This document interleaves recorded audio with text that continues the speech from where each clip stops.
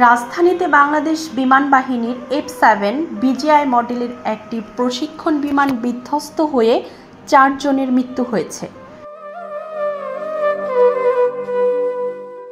21 জুলাই সোমবার দুপুরে Uttara দিয়াবাড়ির milestone college এলাকায় এই দুর্ঘটনা ঘটে।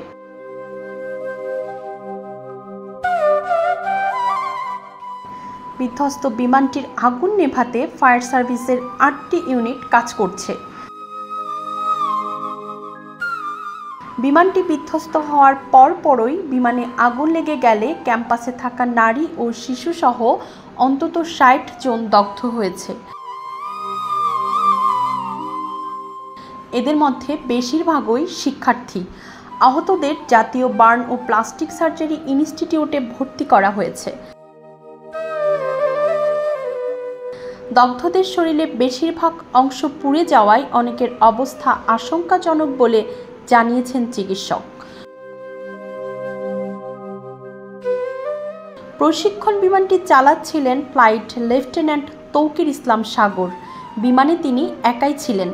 এখনও পর্যন্ত লেফটেন্যান্ট সাগরের ভাগ্যে কী ঘটেছে তা জানা যায়নি।